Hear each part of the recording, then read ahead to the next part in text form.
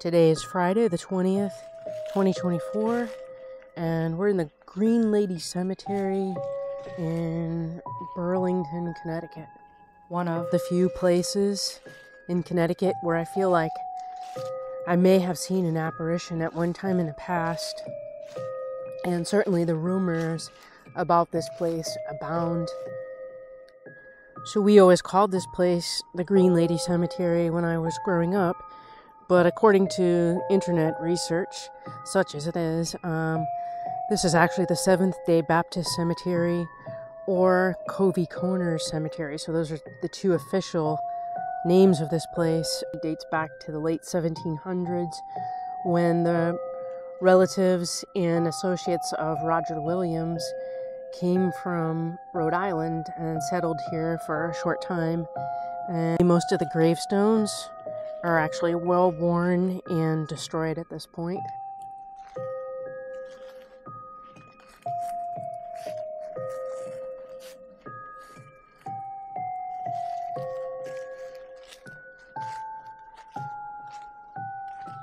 And here we have a collection of some unusual things on this particular stone.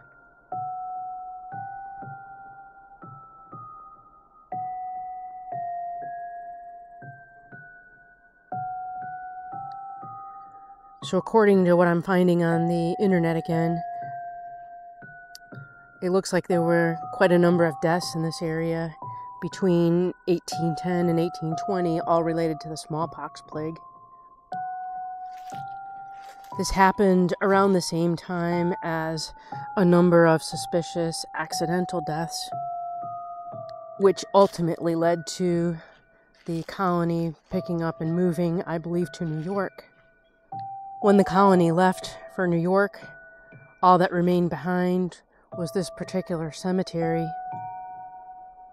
which hasn't been in use in a very, very long time.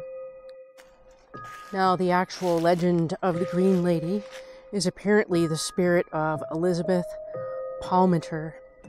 So Elizabeth was the wife of Benjamin Palmiter, who apparently left town in the midst of a very huge storm and left Elizabeth alone, and somehow she wandered aimlessly in some very deep snow, slipped in a swamp, and drowned in there. So apparently Benjamin came home, couldn't find Elizabeth, went out searching, and found her partially submerged in this swamp. According to one legend, he didn't help her, and she ended up drowning in the swamp. According to another legend, he may have actually pushed her into the swamp. Another version of the tale says that Elizabeth was actually trying to rescue a small child that may have fallen into the swamp. So for whatever reason, Elizabeth appears to have suffered an untimely death and now haunts this cemetery. The property right now is owned by the New Britain Water Company, and although it is private, they do let you come here during the daytime.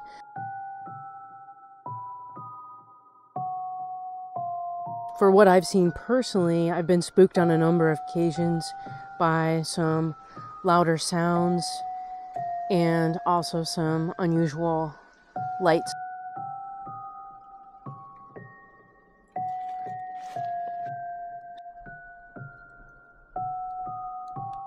I'm not sure anything really particularly creepy has happened here so far, except for the fact that when I did first get here and hooked up my microphone, it wasn't working for unclear reasons. I just used it an hour or so prior and didn't have any issues.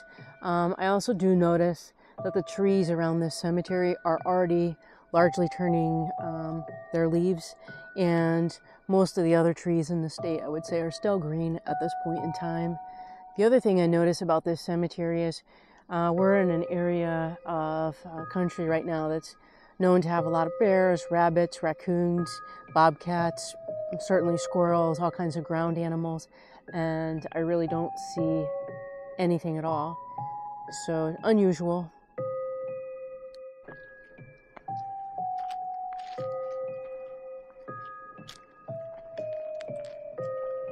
This is Upton Road, which is the dirt road that leads to the cemetery. and I don't see a single soul out here. I find this road actually more creepy than the cemetery.